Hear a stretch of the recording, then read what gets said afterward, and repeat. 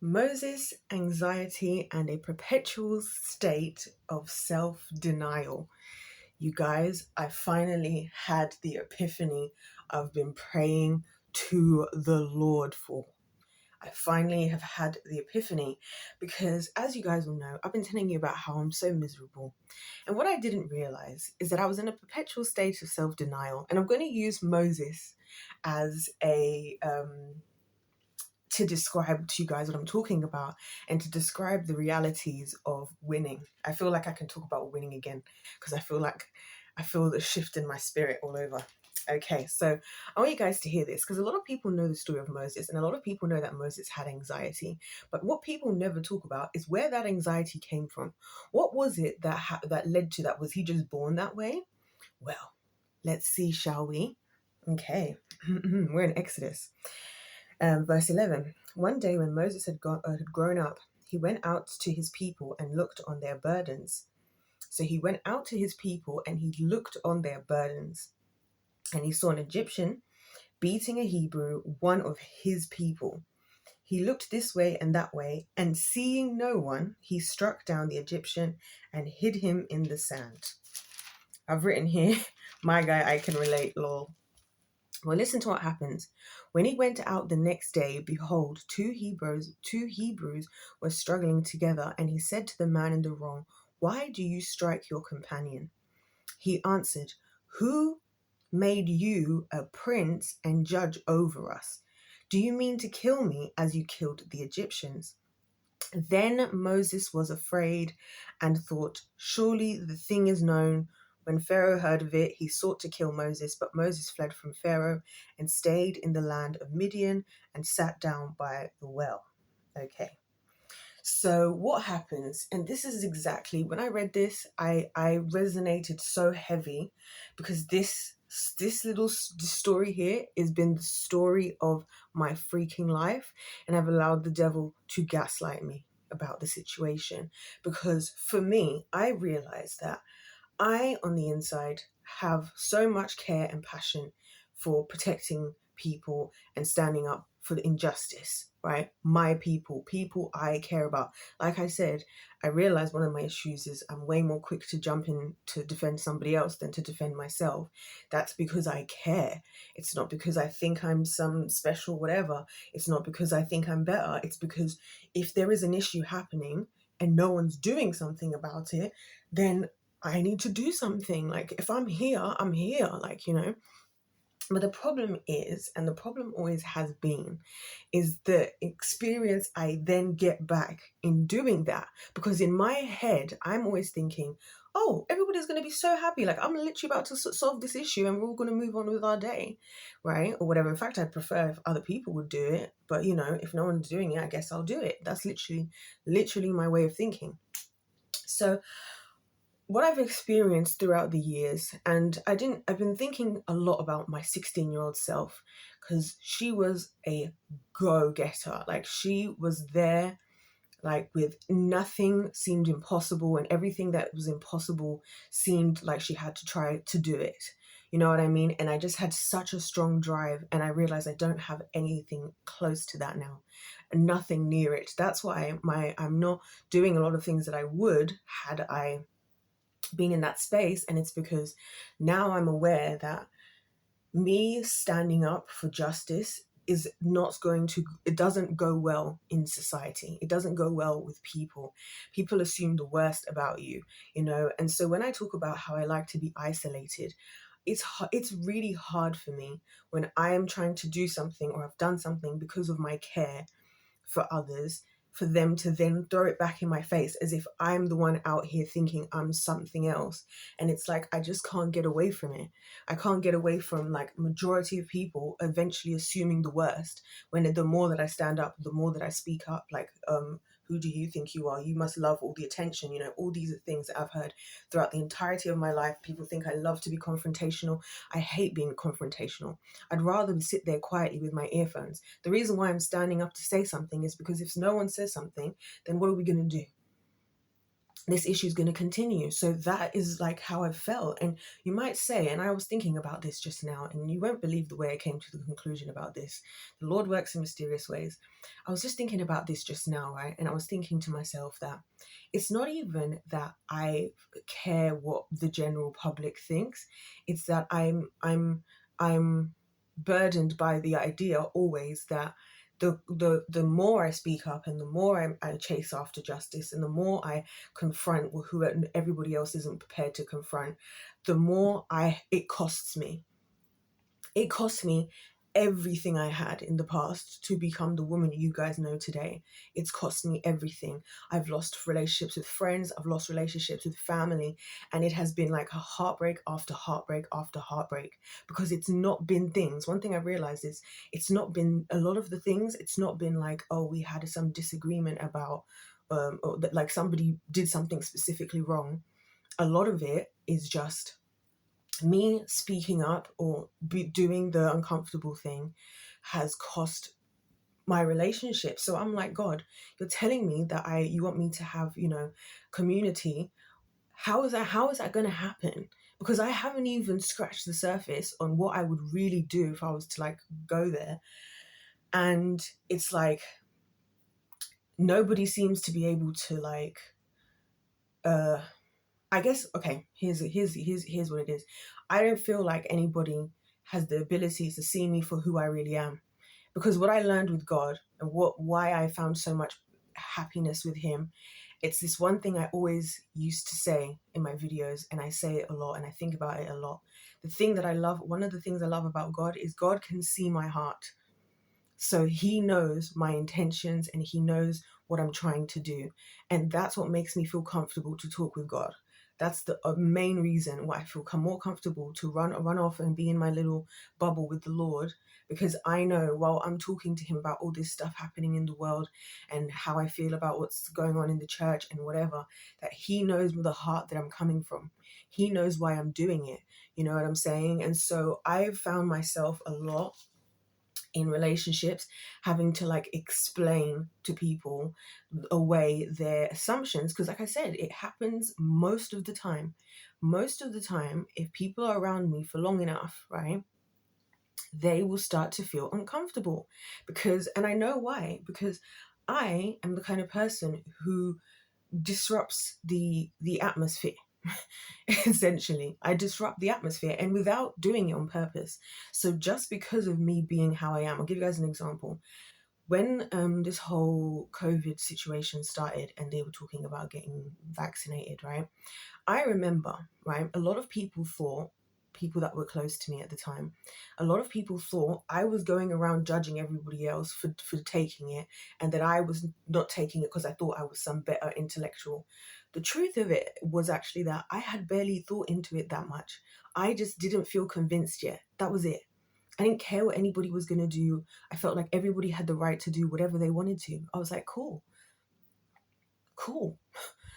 That's as far as it went. That was literally as far as it went. But the number of people who and I realize now it's a projection, because they're going to project because they're going to be disrupted in their spirit. That's what happens, right? Because you either meet people, that's why you guys on the winning team are so lovely, I've realized, because you guys are not easily offendable. I feel like you guys, a lot of you have been through a lot, and a lot of you you can see me for who I really am. And that's why I really believe that God telling me to start YouTube, I never knew that it would bring me to this at all. And you guys, again, I feel like the fact that I can talk about all these things I talk about with you guys, and you're not like assuming the worst or combating against me constantly about everything, or accusing me of this, of that. Like, I realized I've been saying how good it was to be critiqued about everything throughout my life. It's not been good. Because now all I do is self-critique. Like, if self-critique is a scientist, self-critique is a perform, self-critique through religion. Those are the three main areas of my life that throughout the entirety of my life, everyone has felt comfortable. And again, this is an experience people don't understand because of how I look on the outside. Because I look like, a baby face and I'm young, people actually feel more comfortable to say things to me that they would not say to others.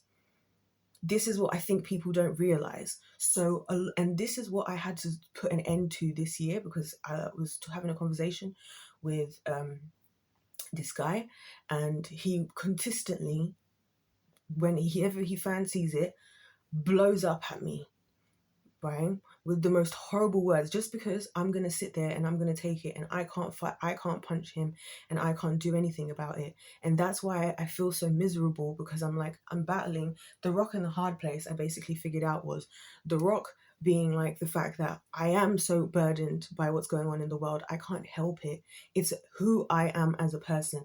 It's not what I'm trying to be. I'm not trying to be some hero. I am heartbroken.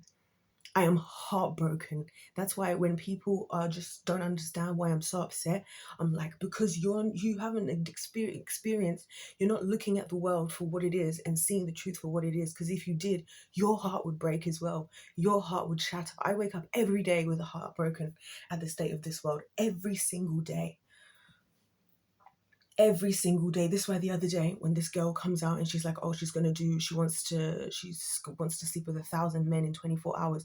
Do you know how heartbreaking that is for me to hear, as a woman who knows what it means, to engage with the male, department, and how it makes you feel and all these different things. You think I don't know? I know exactly what it is. So when I hear that a young girl is doing that, and somehow we're just all allowing it, and somehow people are either just allowing it or ridiculing her, it breaks my heart. It actually breaks my heart. It's just who I am. It's never going to change. I've always been like that. These are things that have always been like that. But then I've also always faced then that the same crowd that you're trying to support and trying to help is the same crowd that's going to come against you. That's what happened to Jesus. Jesus literally died on the cross, right? Jesus literally came to save us, right? Because this is me carrying my cross. That's why I feel like I can say that and believe and know that I truly I know that that I'm saved, right? This is what happened to Jesus. It was the same story, right? He rises up, he's here to save everybody, and the Pharisees and the Sadducees and all these folks are rising up against him.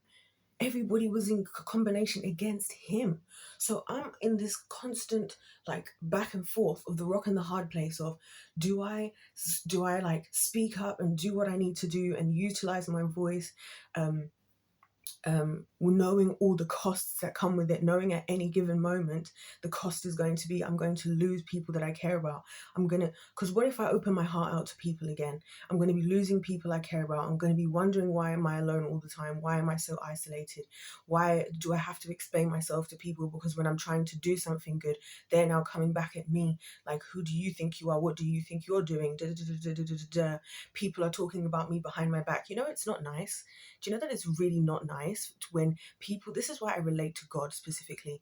It's really not nice when some other people are speaking about you like behind your back. And it actually happens to me a lot. I think people think I'm over exaggerating, but I've been doing a lot of reviewing of my life in the last couple of years. This is how I figured it out. These are all the things that 16-year-old me didn't even see or hear. You know what I mean? Because she was yet to experience a lot of it still, even though she had experienced some. But, so I'm like, do you know how hurtful, especially when it's your own people, the people that you wanted to succeed with, you wanted to be winning on the winning team with, you wanted to look side by side, you know what I mean, standing at the finish line, winning. You wanted to be rising to the top together, but instead they are working against you, and it's always going to happen that way. So I've got to basically come to the conclusion. This is the conclusion I had to come to, is that essentially I'm going to have to become overwhelmingly confrontational,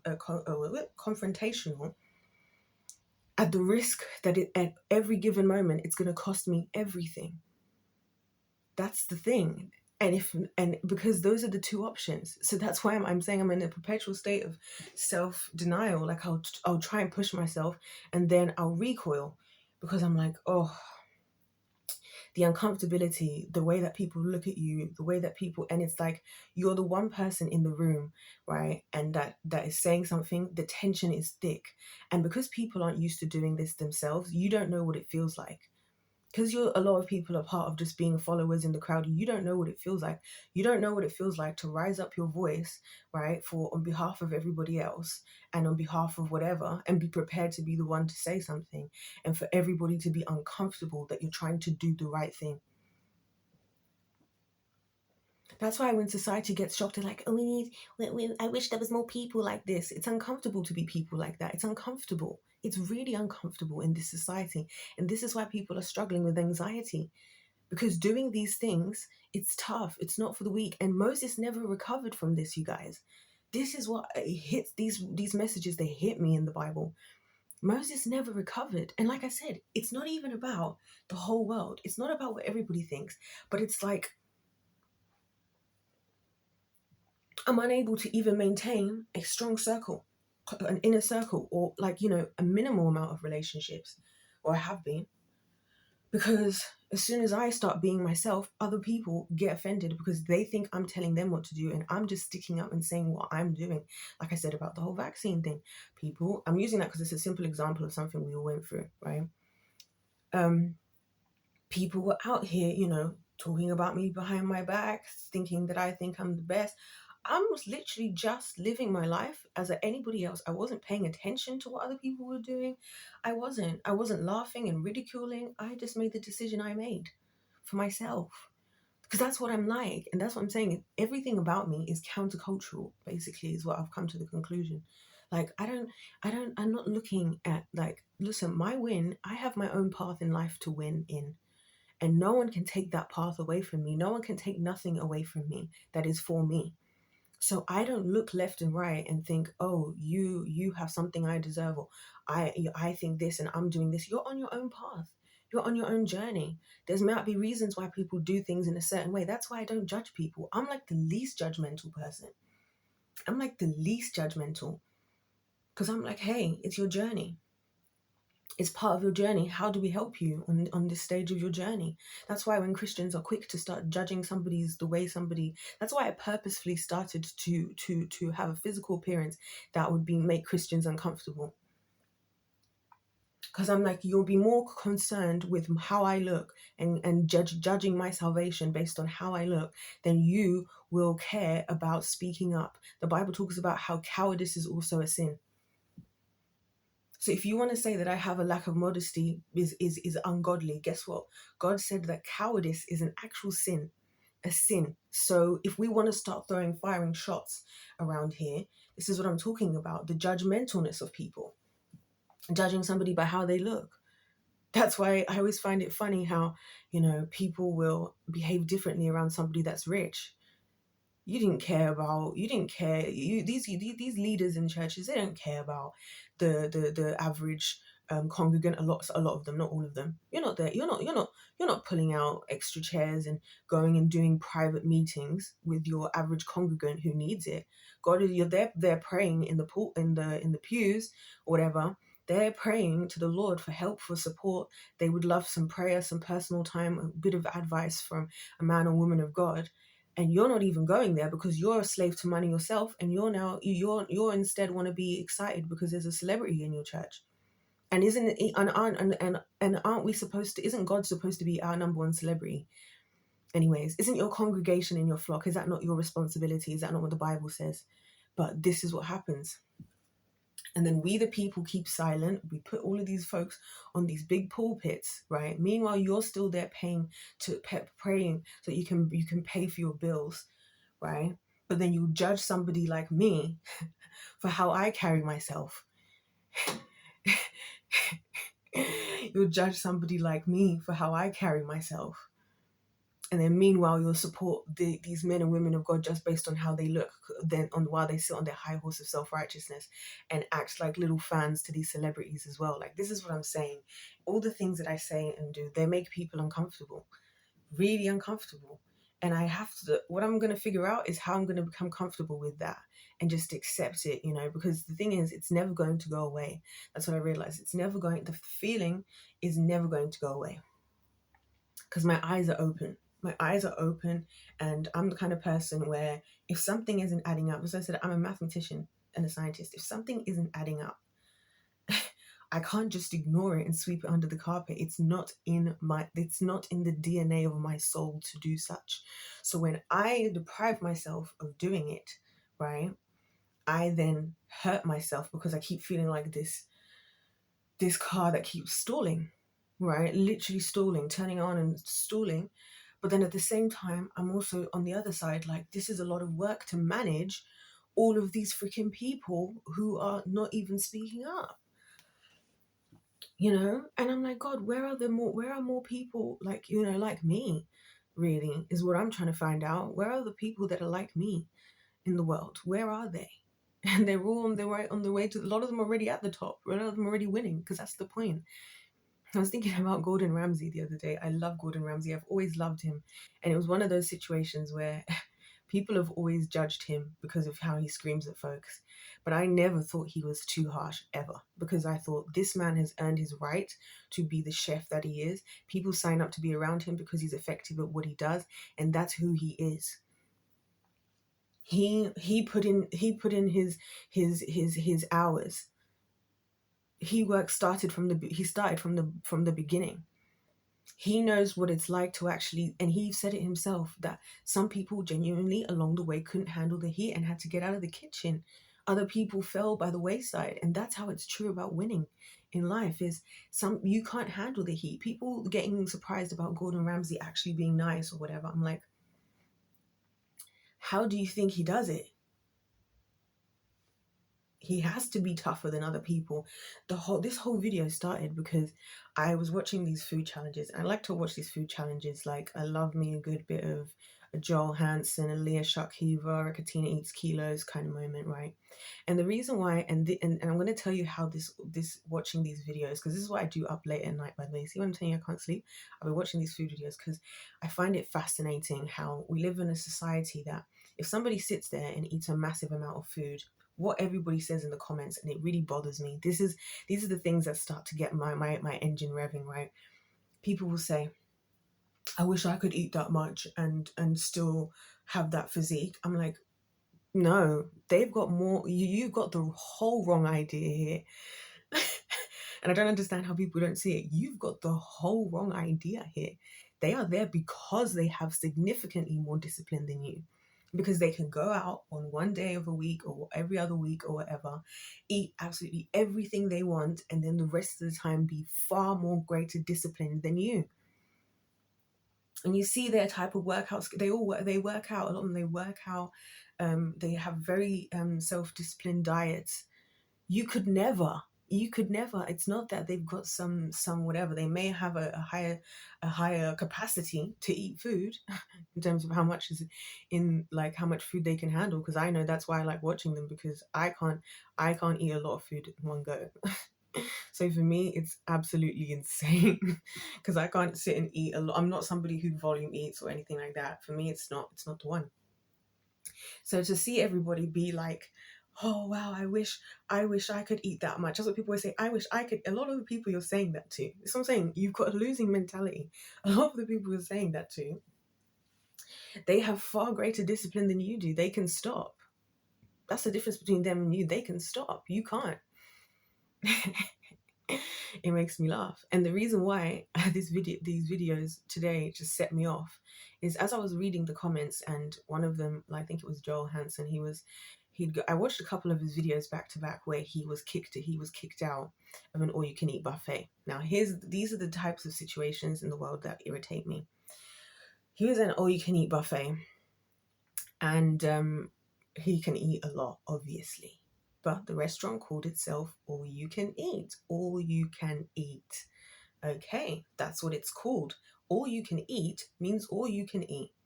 I just want to say that because we live in a society where we use terms and phrases. That's why I don't even like language as a whole. We use terms and phrases that we don't actually mean. That's why I get confused even in the world. Because sometimes people say stuff and I'm like, what do you, and they're like, oh, that's not what I actually mean. Like, for example, the whole, saying to somebody like in this country, you're all right. They don't actually want to ask if you're all right. It's the custom that you just say it back to each other and that's it. That's confusing.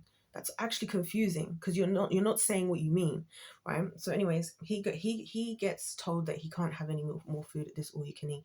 Now, I love Joel's videos for a reason, that he is gentle gentle, sweet soul. He is so far away from my mindset when it comes to people.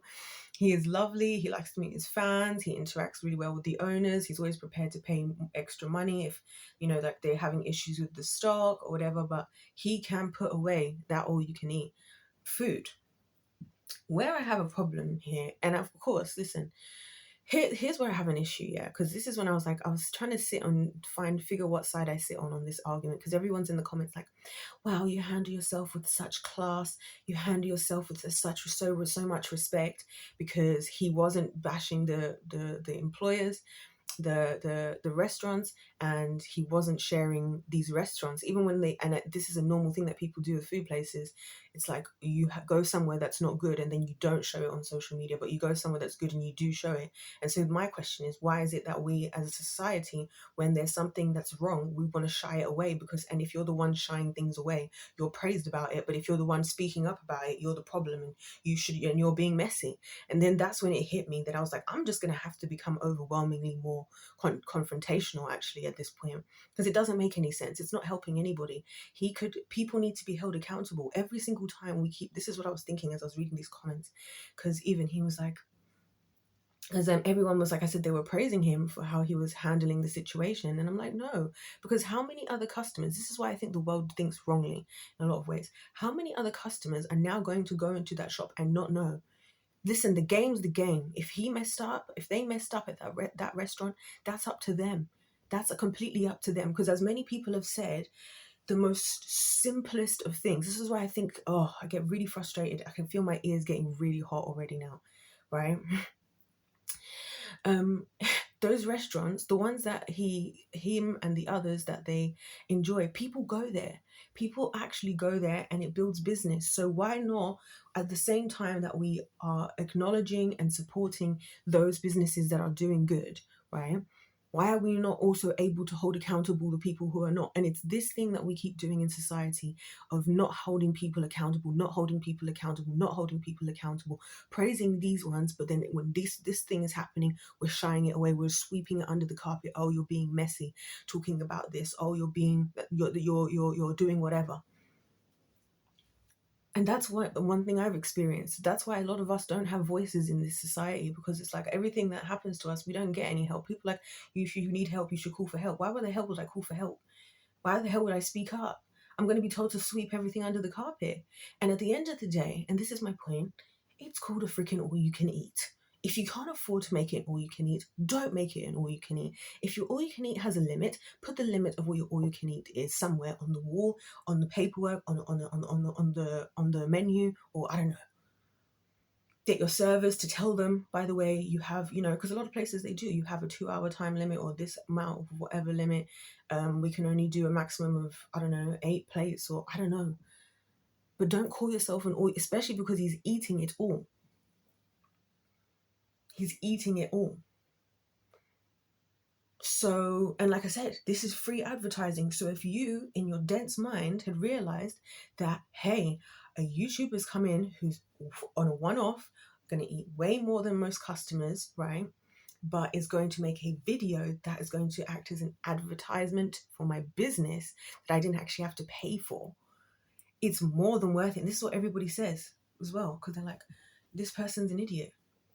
This is your chance. Or better yet, what I would do in this situation, and this is what I'm saying about me realizing I have to become overwhelmingly more confrontational, is I would approach the place and I would say, give them the critique that they need. That's exactly what I would do. This is why I love Gordon Ramsay's Kitchen Nightmares and all these shows that he does. Because he actually helps people when he goes to these businesses and he tells them what they've done wrong, and he doesn't just say, oh, I'll never go there again. Because you see what I'm saying about how we'll do it because we're uncomfortable. We're prepared to just leave the problem for somebody else, for all these other victims to have. The people who run the business are still continuing with their poor situation, right? Because then other people started to speak up about how rude this manager's actually rude. They've been to this restaurant before, and so they have a reputation. But we're just tolerating them. We're just tolerating these things, and then we wonder why the world is the way that it is. Then we have the absolute audacity to ask God the question: if He is real, why is there suffering in the world? You have an audacity. That's an audacious question. because people like you are cowards. That's what the reason is. Because speaking up and standing up, yeah, we all love it on the other side, where if we get to benefit off of it, but if we don't, even if we do, heck, look at the Hebrews with Moses. So this is what I'd be thinking about. This is the back and forth I go through in my head constantly throughout the night, throughout the day. This is why I can't stop thinking, because I'm just like, what do I do? Because if I choose to now, be more confrontational, to speak up more, to be okay with being seen, as well as the other part of it, because I'm like, being seen, being admired. These are things I really struggle with, because it comes with other things. Like I said, guys, I always count the cost of the decisions that I have to make, because I know that with my free will, I'm going to pay the consequences. So yeah, it's all well and good for people to tell me like, oh, that's great that I'm doing this and I'm doing that and I'm whatever. Yeah, it's all great fun and games, to do things like performing, but there's a cost element.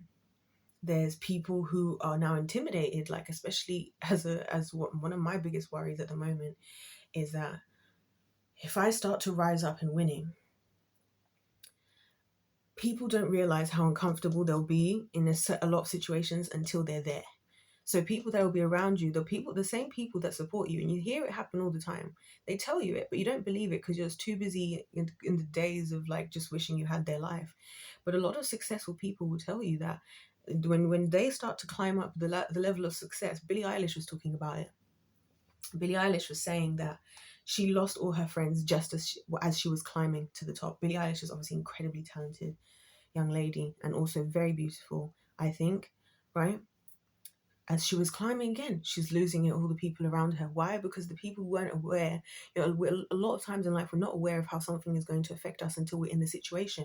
This is like what I noticed about One Piece, and it made me really think about society again, because I was thinking, in One Piece, they're always confronted with having to, hold on, they're always confronted with having to their words actually matter.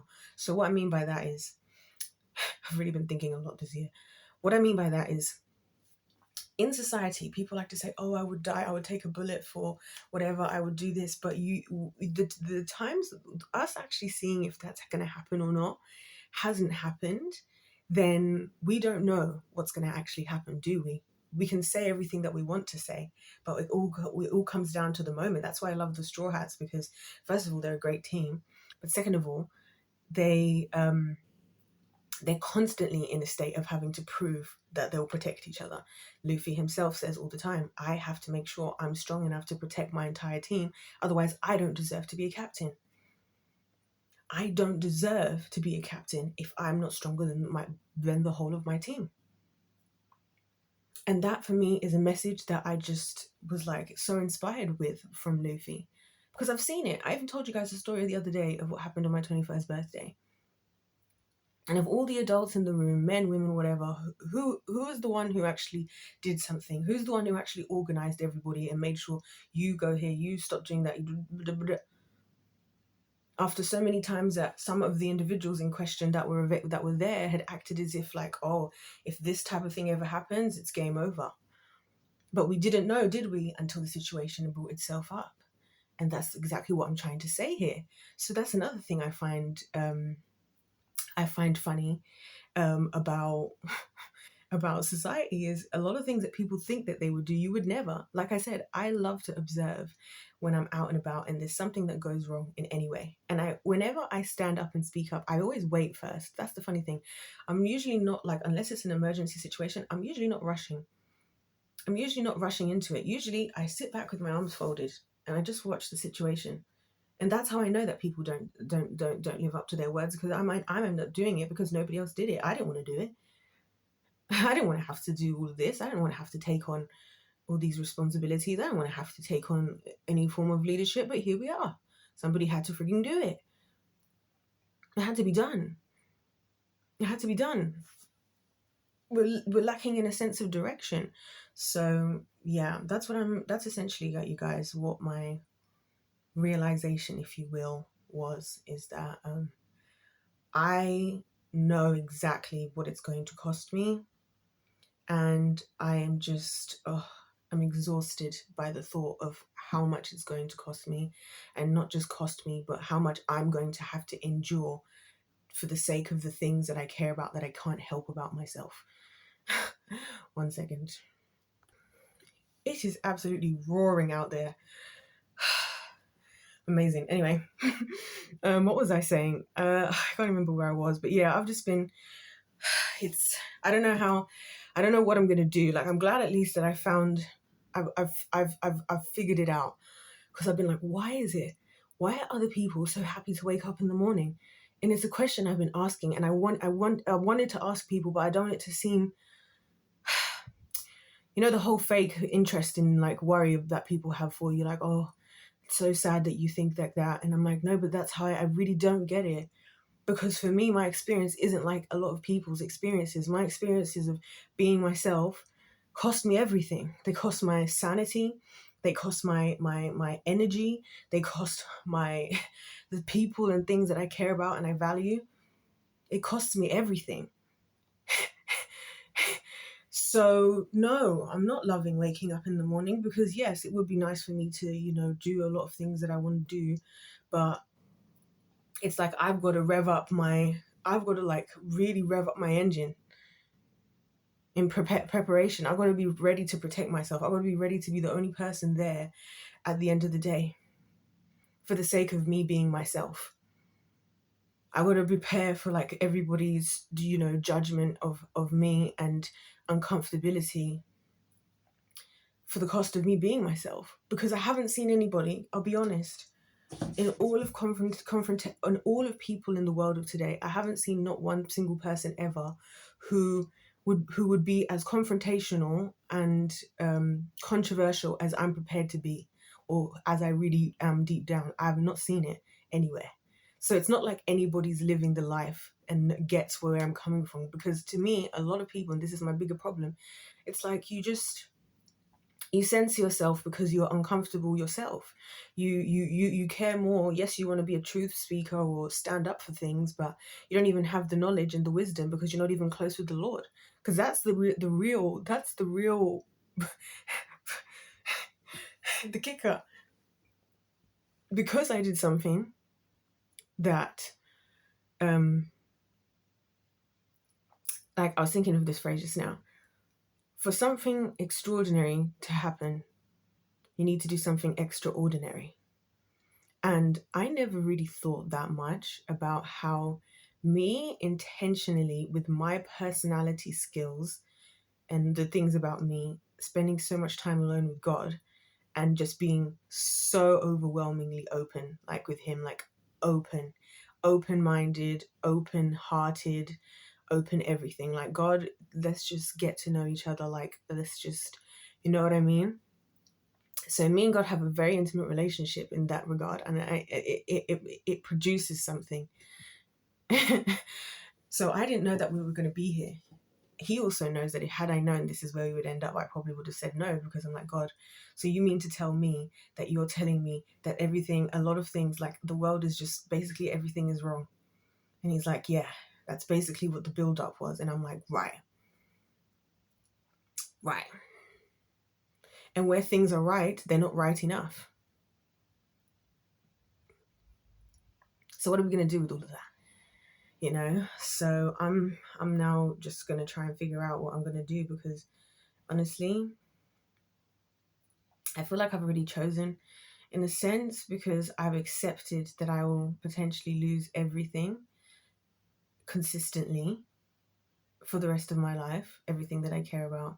And that does cost my emotions, because it hurts. Like I said, I don't think people realize it really hurts. This is why I've started to speak up more about how I feel about things and what's hurt me and things, because I think people tend to have this understanding that and again, like I said, people just have the wrong understanding of everything, that I just have this overwhelming amount of like self-confidence, and that this is all so easy for me and I'm so lucky with all the things that I've done. And I'm like, no, it's not. It's actually the opposite. It's actually really upsetting to hear that, people have been speaking about you behind your back. Like I said, my friend, the one who I got to know, speak again with this year, and we're not speaking.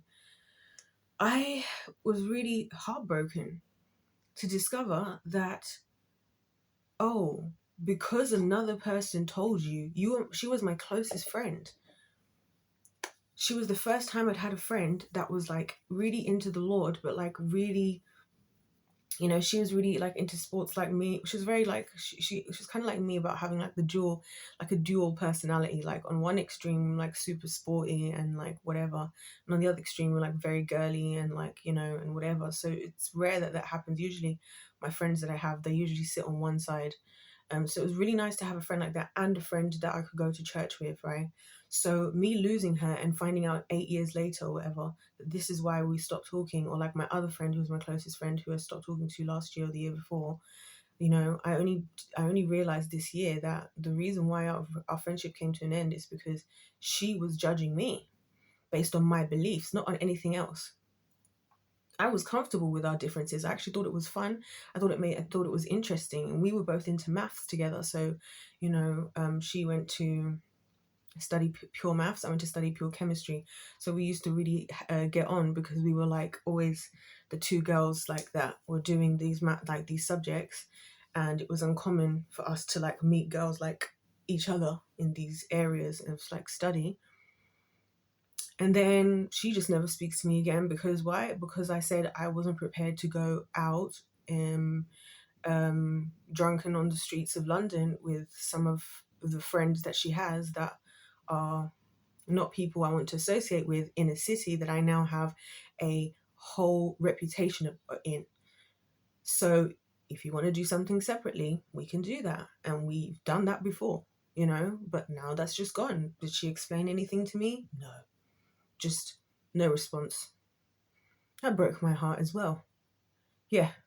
Figuring out all these things that people have said about you that so and so has said, and now I'm talking about like things in relation to my family, that a lot of people are being sold and have been sold a story about me that's not true. A lot of people have been told things that like as if I've been approached about certain issues that I haven't. A lot of people. I realized that like earlier this year as well, because I was in a situation where somebody tried to act as if, I can't remember what it was. Somebody had somebody like invaded my privacy somehow, and then I can't remember what it was. Well, I do remember, but I don't want to say because I don't want to make it too obvious. Because obviously we protect people. That we always protect the the person doing the thing, right? And basically, it come out that this person tried to tell me that they've had an issue with me about something for like a year and a half, and I was like, "You never told me that," and they told all these other people who for all this time have probably been feeling sorry for them because I was doing something that they didn't like. And I told them on multiple occasions, I said, please tell me if there's anything like, I always say to people, like, please be honest. You're not going to hurt my feelings by being honest. You're going to hurt my feelings by not being honest. See what I'm saying? And so heartbreaking. It's really heartbreaking. And these are the situations I've just mentioned. This is this year. This is people I was close to. These are things I was excited about. And I'm like, there's always just these things working against. Obviously, it's the kingdom of darkness. And, even now, I've been going through it this year because of all the stuff I've been telling you guys about. People don't realize, like people who are trying to even be my friend, don't realize that, like, I really don't have the things other people have. Like, I really don't have a support system. I don't have a friendship group. I don't have a spouse. I don't have all this family or even a couple. I'm completely doing this entirely on my own. Everything. So whatever's happening in my life, it falls onto my shoulders. I haven't got nobody's shoulder to cry on. I was thinking about earlier this year how sad it is, how rare I actually get to hug somebody. You know what I'm saying? This is what I'm trying to say when I'm talking about the actual realities of why it does make me miserable. Because you think you're wondering why I haven't replied or why I'm not responding, because I've got to figure out what the hell I'm gonna do. Because no one else is coming to save me. No one else is coming to help me. I got to figure this out by myself. I got to use the remaining amount of energy that I have doing this job that I've been doing and doing all the things I've been doing, right? I got to use the remaining energy to try and figure this out. So no, sorry, I can't just sit there and talk about other random things. I need to figure out what I'm going to do, because if I'm going to be myself the way I'm supposed to be, I have to be prepared that this could be how it always is. I don't believe it will be, but I'm not being unrealistic. I'm not being unrealistic. I don't have a case of tasks that I need to do and I could go and drop on somebody else's lap right now. I have so many things I need to do. So many things that need doing. I'm trying to figure out so much on my freaking own. And why? Because I care. Because I care and I want to see everybody win. Because I am not a coward. Because I stand up for the people I care about. Because I have a sense of justice. It's a rock and a hard place. It's a rock and it's a hard place. And then when I'm trying to do things for myself, everyone's telling me about why what I want to do for myself that makes me happy is wrong.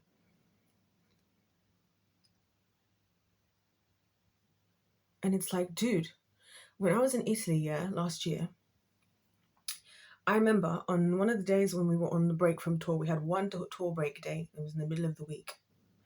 And it was intense, obviously, doing all the shows and stuff. So it's a lot of it's intense, and it's new. And I was new to singing at that moment. You guys know I literally went there having not sung properly in 15 years or even ever, really. So I just went in completely blind. That was insane. You guys already know about that. Oh, hold on. So we're in Rome and we have one day off in the middle of the week. And I was done. I was emotionally drained because a lot of the stuff that was happening was requiring a lot out of me, right? Because I wasn't there just to sing. I was there for spiritual reasons, which I said I won't get into, but I was there for spiritual reasons. So I was very much being drained by people, right, while I was there. And so on the day that we had off, some of the guys wanted to go for carbonara, because I think carbonara is one of the specialty dishes of Rome. And different people wanted to do different things, right? And people were telling me like, oh, you should go and do this, you should go and do that. I was going to go to the Vatican. I was like, I'm in Rome. I'm heading straight to the Vatican. I checked the ticket cost. I checked everything. I'm like, I'm going to the Vatican. Oh, but I never went because I got everybody, there's like a group of like 30 adults here. And everybody's telling me, you should go to the Colosseum. You should go do this. And I was like, oh, that sounds nice, but I think I'm going to go to the Vatican. Oh, you should do this. No, there's no way you're here on your one day in Rome and you don't go to the Colosseum or you don't come with us. And again, even this carbonara story, somebody made up a story that the reason why I hadn't gone for carbonara with this, because there was like a smaller group of us, the reason I hadn't gone is because of the drama. I was thinking, you think I'm going to be that immature? I just wanted to go to the Vatican. It's my dream to go visit the Vatican. One of my dreams. I'm in Rome. All of this stuff is being paid for. I can literally just hop on the train there and back. It was perfect, but I got so exhausted by everybody telling me what I'm supposed to do, what they think I should do, why what I want to do isn't what I should be doing. And then I'm here trying to have my voice. I'm tired. I'm looking forward to a day of solitude, doing something I actually want to do. So in the end, I just said, you know what? I'm going to stay in my hotel.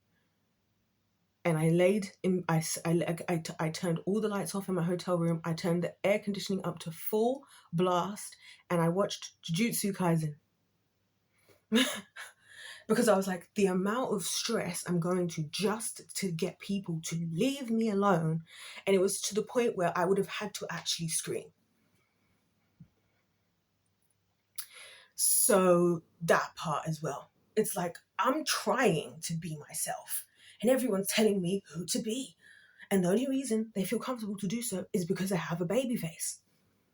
Because I'm young and I'm a young woman. And what I have going on inside me isn't visible on the outside. So the rock and the hard place, everybody. Anyway, I think I'll continue in like a part two-ish kind of thing, because I want to talk about something slightly in the midst of what we're going to do about this as a solution. So if you're enjoying this, please come back, and I'll see you in my next one. God bless you all. God loves you. I love you. And I'll see you in my next one.